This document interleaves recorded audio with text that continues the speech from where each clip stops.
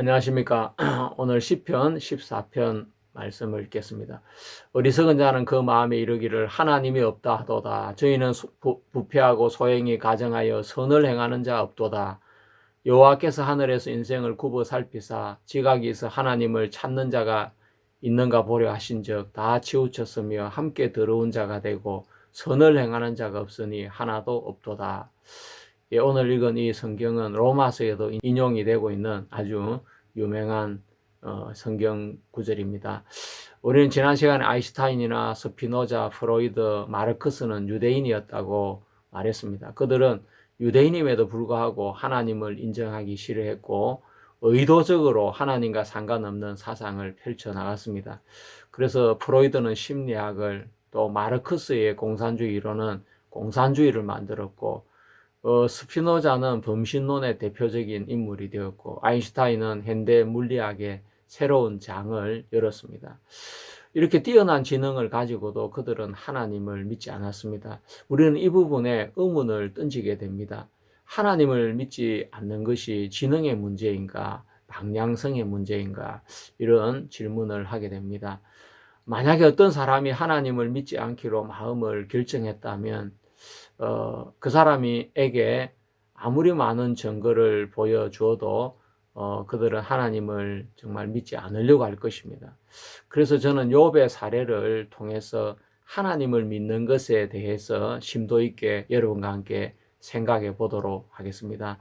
욥은 어느 날 갑자기 수많은 재앙을 겪으면서 어려움 속에 처한 고난의 대명사가 되었습니다. 하지만 그는 하나님을 직접 대면하게 되었고 하나님과 대면해서 대화하는 과정을 통하여 그에게 놀라운 변화가 일어나게 되어지는 것입니다. 우리가 욥기 3장을 보면 욥은 하나님 앞에 5번의 어찌하여 라고 하는 왜라는 질문을 던지게 되어집니다. 그것은 자신의 억울함을 하나님 앞에 토로하는 한 방법이기도 했습니다. 그렇지만 하나님은 잠잠하셨고 또 욥기 38장의 이후에 나타나서도 욥이 물었던 질문에 대해서 어떤 대답도 해주지 않았습니다. 욥은 정말 그 고난 속에서 하나님을 떠나지 아니하고 하나님에게 질문을 던지는 신앙을 우리에게 보여주었습니다. 영어 성경인 NIV 성경에는 16번의 why가 나옵니다. 어찌하여, 왜, 이런 질문이 16번 등장하는 걸 볼 수 있습니다. 성경에서 가장 많이 하나님에게 why라는 질문을 던진 사람은 바로 욥이라고 할 수 있습니다. 우리는 욥기 3장을 읽어보면 어찌하여 내가 태에서 죽어 나오지 아니하였던가, 어찌하여 내 어미가 낳을 때에 내가 숨지지 아니하였던가, 어찌하여 무릎이 나를 받았던가, 어찌하여 유방이 나로 빨게 하였던가. 욥은 욥기 3장에서만 5번의 어찌하여, 왜를 하나님에게 던지게 되어집니다. 그렇지만 하나님은 그 어찌하여에 대해서 단 한 번도 직접적으로 대답하지 않았습니다. 하나님과 인간에 대하는 이렇게 엄청난 차이가 나타나는 것을 볼 수가 있습니다. 욥기 38장 이후에도 하나님께서 나타나셔서 말씀하실 때 욥의 고난에 대해서 그 원인을 설명하신다든지, 또 그 고난의 시작에 사단이 개입한 것을 해석하신다든지, 또 욥의 고난에 대한 보상을, 약속을 제시하지도 않았습니다. 하나님은 욥이 묻는 질문 자체를 그 어떤 것도 답하지 않으시고 다른 새로운 질문을 통해서 욥의 마음을 하나님께로 이끄는 일을 했습니다. 그것은 단순한 회피가 아니라 하나님이 욥을 치료하는 한 방법이라고 할 수가 있겠습니다. 욥이 하나님에게 물은 이 어찌하여라는 이 질문 16번, 16번의 어찌하여를 던졌다면 하나님은 욥에게 후라는, 누가라는 이 질문을 하나님은 던지게 되어집니다. 바로 총 38회에 33회에 후라는 질문을 던지게 됩니다. 하나님은 욥이 묻는 질문에 질문 자체에 대해서 어떤 것도 답하지 않으셨습니다. 이것은 회피가 아니라 치료 방식의 선택입니다.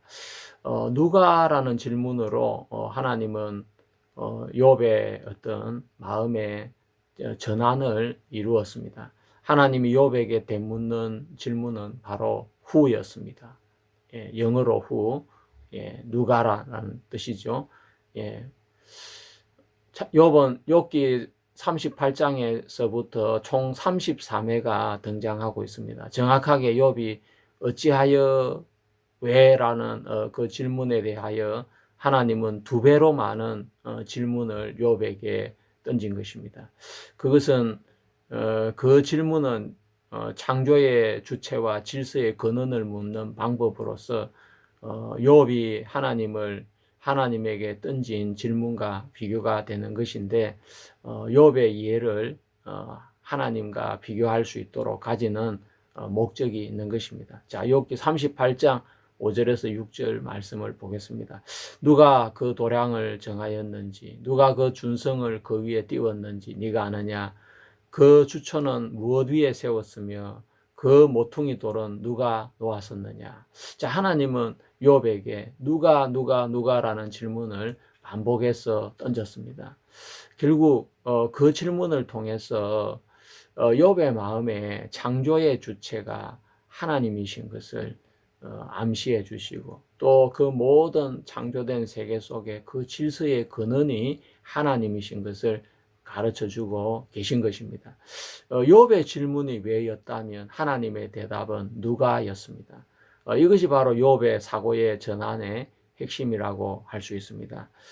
예, 하나님은 이 질문을 통해서 신비하고 강대한 우주와 이 자연을 설명 대상이 아니라 하나님의 창조의 정언으로 활용을 했습니다. 하나님이 창조주시고 주관자이신 것을 정언하신 것입니다. 또 하나님이 욥에게 던진 왜어라는 어디에라는 이 질문은 사물의 궁극적인 기원과 존재 장소를 물음으로써 욥으로 하여금 자신의 한계를 깨닫게 하는 것입니다. 결국 하나님은 우주와 자연을 통해 하나님 당신을 증거하는 일을 하셨습니다. 하나님이 어떤 분인지를 증명하는 일이 아니라 욥이 그 자신의 위치를 깨닫게 하는 그 도구로 우주를 사용하셨던 것입니다. 그래서 욥의 지각의 중심이 이동하게 되었습니다. 욥은 고난을 통해서 하나님을 믿고 또 자신의 의로움을 주장하고 자신의 정직함을 주장했지만 그의 지각은 여전히 자기의 의로움이나 자기의 이해의 정당성에 중심을 두고 있었습니다. 하나님의 말씀은 욥의 고통을 부정하지도 않으면서 욥의 자신이 세상의 중심에 있는 그것을 옮기려고 하셨던 것입니다. 그것이 바로 지각의 회복이라고 할 수가 있습니다. 세상 사람들은 대부분 세상의 중심에 자기를 두고 모든 것을 헤아리고 이해하고 판단하고 그리고 믿으려고 하고 있는 것입니다. 자, 그렇다면 하나님이 욥에게 말씀하신 그 말씀을 통해서 욥의 지각에는 어떤 변화가 일어났겠습니까? 정말 큰 변화가 일어났습니다. 하나님의 말씀은 새로운 정보를 욥에게 제공해 준 것이 아니라 하나님을 만날 수 있는 욥의 마음의 위치를 회복시켜 준 것입니다. 욥은 이미 많은 것을 알고 있는 사람이었습니다. 하나님께 대한 말씀이나 의에 대한 확신을 가지고 있었고 그렇지만 그에게 문제점이 있다면 하나님을 만날 수 있는 위치에 그가 서 있지 않았다는 것입니다. 욥은 욥기 42장 5절에서 이런 고백을 하게 되었습니다. 내가 주께 대하여 귀로 듣기만 하였사오나 이제는 눈으로 주를 배움나이다. 이것은 신비한 것을 체험했다거나 또 환상을 경험한 것이 아니고 바로 지각의 전환이 있었다는 것입니다. 하나님을 이해하고 설명하려고 했던 그 인식의 위치에서 하나님을 자신의 주권자로 창조주로 만나는 인식의 이동이 일어나게 된 것입니다. 그래서 욥은 자신을 회개하게 되어집니다. 그러므로 내가 스스로 거두어 드리고 티끌과 제 가운데서 회개하나이다. 바로 이 표현은 자신의 도덕적인 죄만 아니라 자기 중심적인 인식에 대한 회개가 이루어지는 것입니다. 그리고 욥은 그 다음부터 하나님과 논쟁을 하지 아니하고 침묵을 하게 됩니다. 왜냐하면 하나님을 만났기 때문에 더 이상 논쟁이 필요 없게 된 것입니다. 욥은 이야기합니다. 무지한 말로 이치를 가리우는 자가 누구니까? 내가 스스로 깨달을 수 없는 일을 말하였고 스스로 알 수 없고 헤아리기 어려운 일을 말하였나이다. 이 무지한 말로 이치를 가리운다는 의미는 이 무지한 말이라는 것은 분별이 없는 말을 이야기하는 것입니다. 그리고 이치는 하나님의 섭리나 질서, 뜻을 말하고 가린다는 것은 어둡게 한다, 흐리게 한다는 것입니다. 그러니까 욥은 자기 자신이 하나님을 이해하려고 하고 설명하려고 하다 보니까 하나님의 뜻을 가리는 일을 하게 되었다는 자각이 오게 된 것입니다. 내가 스스로 깨달을 수 없는 일을 말하였다는 이 고백의 핵심은 스스로인 것입니다. 예, 하나님은 욥기 38장부터 욥에게 말씀을 하십니다. 너의 이해의 중심에 네가 있으면 안 된다. 그래서 욥은 자기 지성의 한계를 이성의 한계를 자각을 하게 되었습니다. 그래서 하나님의 영역은 인간의 노력이나 도덕성이나 신앙의 열심으로 절대 도달할 수 없는 영역인 것입니다. 그래서 욥의 진정한 지각의 변동이 일어나면서 욥은 비로소 올바른 지각의 시작이 되어지는 것입니다. 알 수 없고 헤아리기 어려운 일이라고 그는 표현을 했는데, 예, 그 표현은 바로 자기가 지금까지 알려고 했고 헤아리려고 했던 이해되면 믿겠다는 그 표현이었는데 그 모든 것을 욥은 거두어 드리게 되는 것입니다. 그 말은 이해가 가지 않아도 이제는 믿겠다는 것입니다. 그것은 바로 하나님과의 신뢰의 회복을 이야기하는 것입니다. 그러므로 내가 스스로 거두어 드리고 회개하나이다. 그래서 욥이 회개한 것은 뭐였습니까? 음행이나 거짓이나 악행이 아니라 자기 중심적인 인식을 회개한 것입니다. 하나님을 세상 만사를 자기의 판단대 위에다가 올려놓고 자기의 기준으로 그 모든 것을 판단하려고 했던 것을 그는 회개한 것입니다. 그래서 욥이 하나님을 알게 된 순간부터 그는 이제 자기가 더 많은 것을 알려고 한 것이 아니라 자기가 알면 알 수 있다고 생각했던 그 모든 생각을 자기 중심에서 내려놓게 되는 것입니다. 그것은 고린도전서 2장 2절에 십자가 앞에서 바울의 고백과도 같은 것입니다.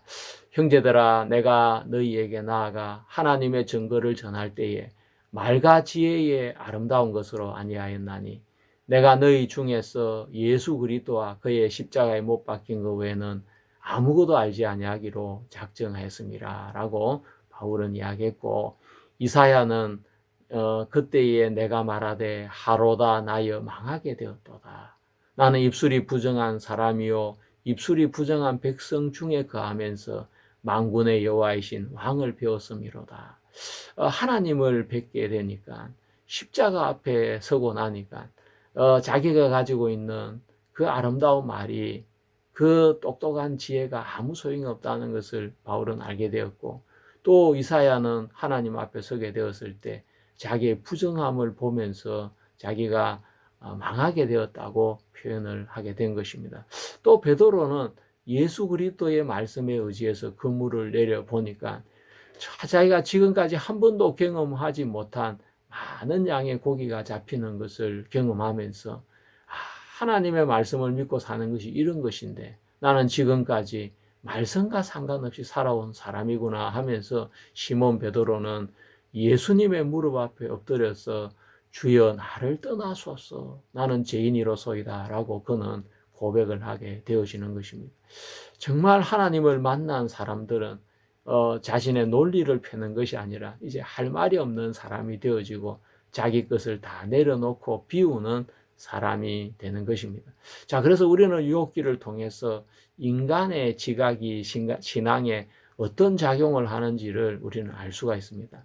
욥의 친구들은 자신의 지각을 가지고 하나님을 변호하고 하나님 대신해서 발언을 하고 하나님 대신해서 욥을 정죄하고 판결하는 그런 일을 했는데 하나님께서는 그 네 세 명의 친구들을 향해서 너희가 나를 가르쳐 말한 그 말은 욥처럼 정당하지 못하다고 이야기를 했습니다. 욥은 그러면 어떻게 했습니까? 욥은 하나님께 대해서 계속해서 물었습니다. 그리고 하나님을 기다렸습니다. 그리고 하나님과 대화를 나누다가 자기가 잘못된 것을 발견하고 그는 입을 닫고 침묵을 하게 되었습니다. 예, 그 하나님은 그런 욥을 보시면서 내 종 욥의 말이 정당하다고 이야기를 하셨습니다. 바로 히브리 원어의 뉘앙스를 살리면 이렇게 말할 수 있습니다. 욥은 나에 대해서 옳은 방향으로 또 바른 위치에서 말을 하고 있다고 이야기한 것입니다. 그래서 침묵으로 끝나는 신학은 올바른 것이지만 확신으로 끝나는 신학은 아주 위험한 것이라 할 수 있습니다. 오늘날 욥의 친구들과 같이 자기 확신 속에 서 있는 신학자들이 너무나 많습니다. 예, 그들은 자기와 다른 의견을 가진 사람들을 받아들이지 못하고 공격을 하게 되고 정죄를 하고 심판을 하게 되어집니다. 그들은 하나님이 아니면서도 하나님인 것처럼 행사를 하는 것입니다.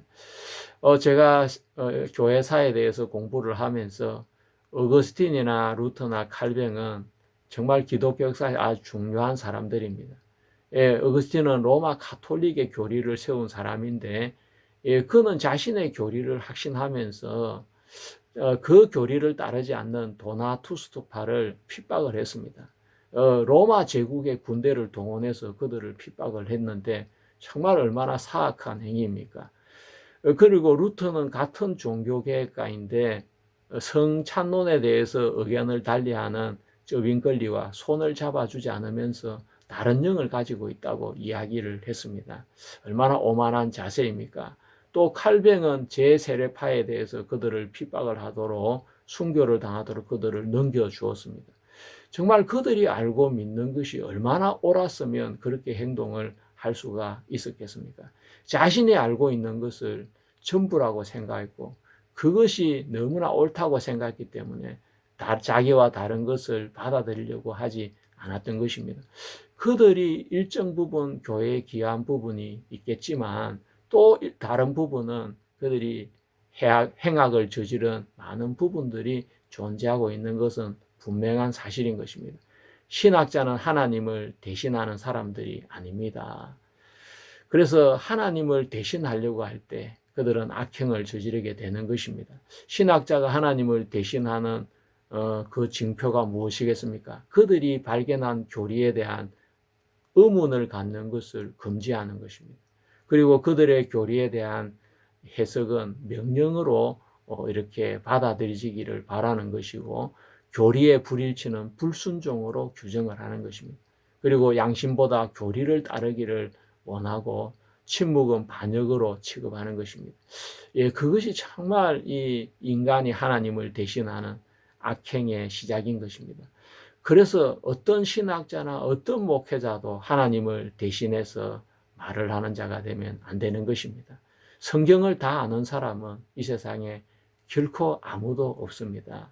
하나님이 우리는 말씀하실 수 있도록 자리를 비워주는 그 사람이 진정한 목회자요 신학자라고 말할 수 있습니다.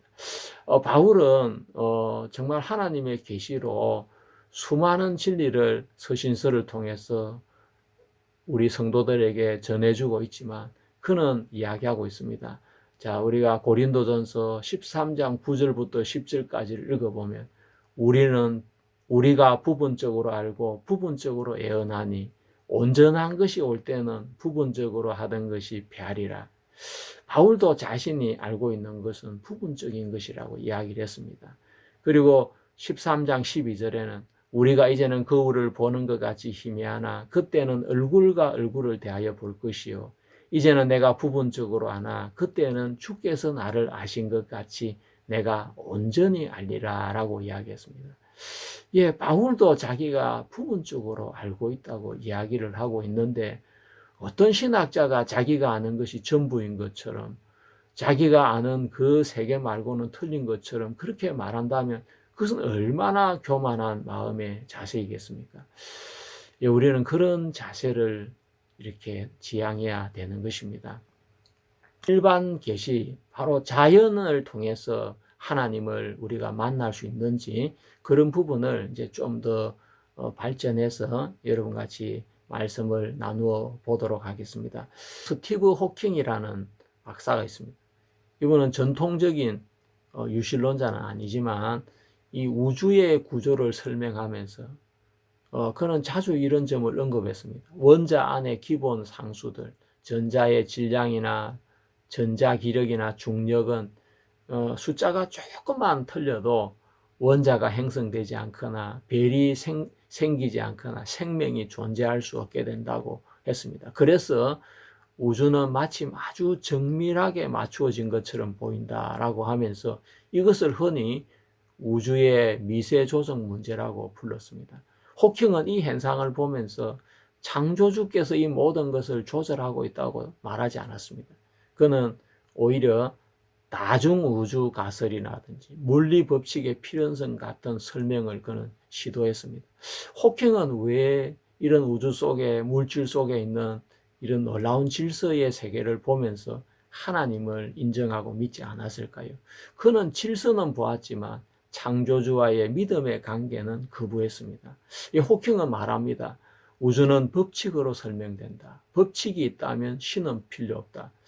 오히려 그가 우주나 자연 만물 속에 있는 그 법칙을 놀라운 정밀함을 보면서 그는 오히려 신을 부인하고 법칙을 내세우는 것을 볼 수가 있는 것입니다.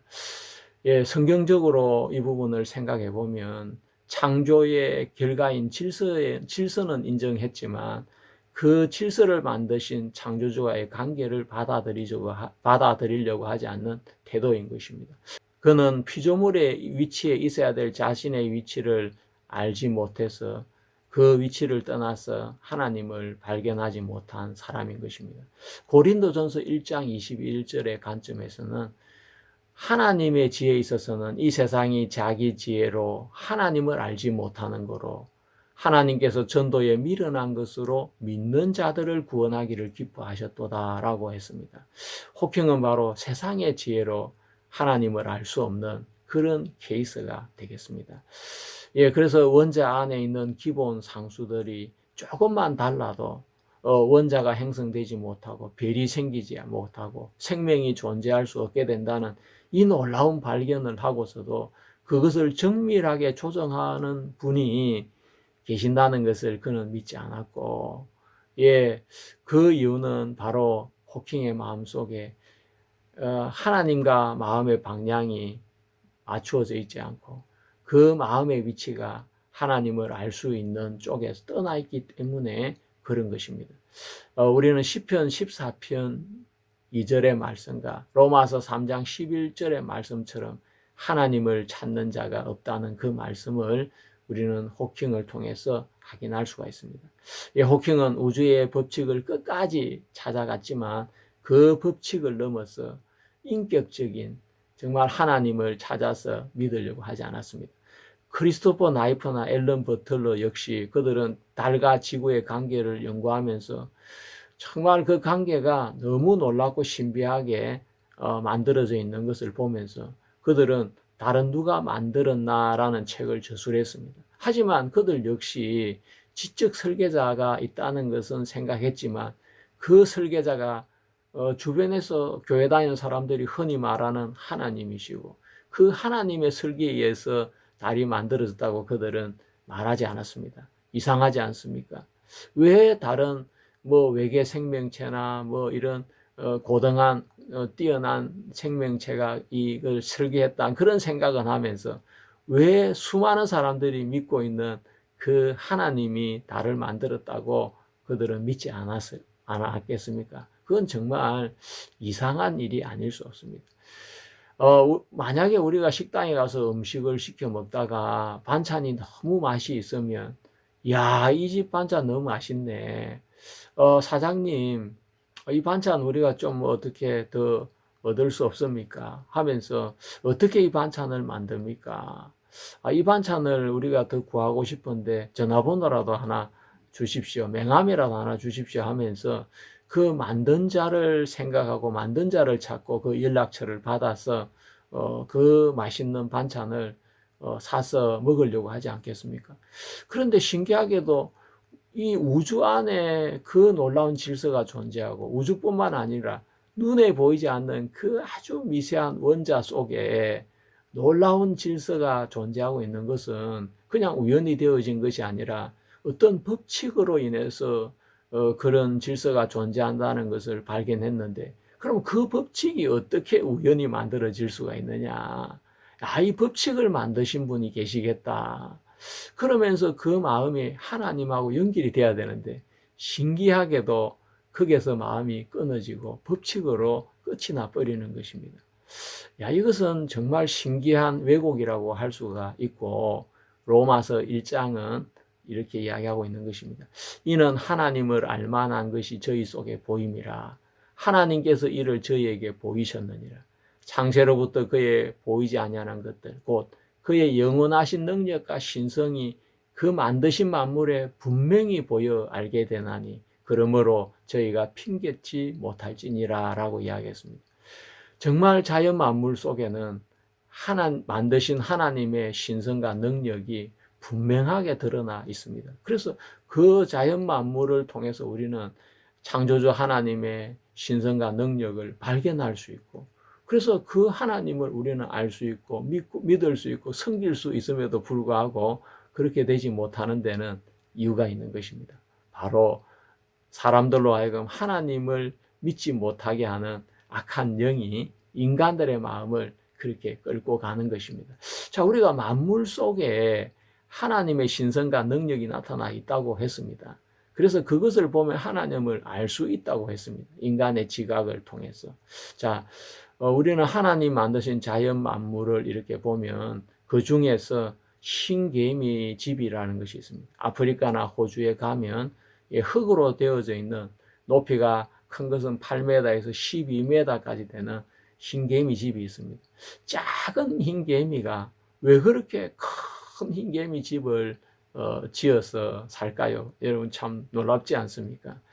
그 과학자들이 연구한 바에 의하면 흰개미 집의 원리는 옛날에 우리 선조들이 살았던 항토집의 원리와 똑같다고 합니다. 항토집은 밖은 더워도 안은 시원하고 밖은 추워도 안은 따뜻하고, 또 항토가 습도를 조절하고 원적외선과 음이온을 내어서 사람의 몸을 좋게 만들어주는 것처럼 흰개미 집도 똑같은 그런 작용을 나타낸다고 합니다. 아프리카는 더운 지방이지만 흰개미 집 안에는 아주 선선하고 시원해서 그 안에 음식과 알을 보관한다고 합니다. 그런데 흰개미는 그것으로 끝나지 않고 통로를 만들어서 공기가 그 통로를 따라 위로 흐르게 해서 공기의 흐름과 습도를 조절까지 하고, 또 그 흰개미 집안에서 유산균을 만들어서 먹는다고 합니다. 너무 놀랍고 신기하지 않습니까? 사람이나 해야 될 것 같은 일을 그 작은 머리를 가지고 있는 흰개미가 한다는 것은 너무나 신기하고 놀라운 것입니다. 인간은 그 흰개미에게서 지혜를 배워서 호주 멜버른의 시의회 청사나 짐바브웨에 있는 이스트 게이트 센터를 건축하게 되는데, 이산화탄소의 발생량을 제로로 만들고 여름인데도 에어컨을 가동하지 않고 시원하게 냉방을 할 수 있는 시스템을 만들었습니다. 그러면 인간이 흰개미에게 그 원리를 배워와서 건축에 활용을 하는데, 그럼 흰개미는 도대체 누구에게서 배워서 이런 놀라운 지혜를 얻었겠습니까? 그들은 학교를 다닌 적도 없고 연구소를 차려 연구를 한 적도 없는데, 그들은 타고날 때부터 이런 놀라운 지혜를 가지고 나온 것입니다. 그렇다면 타고날 때부터 가지고 나온 그 지혜는 바로 창조주께서 그들에게 주신 지혜인 것입니다. 그렇다면 정말 건축가들이 흰개미 집의 원리를 이용해서 그런 이산화탄소를 배출하지 않는 집을 건축할 때 흰개미의 지혜만 배워야 되는 것이 아니고, 흰개미에게 지혜를 주신 그 하나님을 발견하고 그 하나님에게 나와서 하나님으로부터는 지혜를 얻어야 그것이 당연한데도, 많은 사람들이 흰개미의 지혜까지만 나가지 그 지혜를 주신 분을 알거나 찾으려고 하지 않는 것을 보면 그것은 너무나 신기한 참 인간의 지혜의 왜곡된 모습을 볼 수가 있는 것입니다. 예, 흰개미지만 놀라운 것이 아닙니다.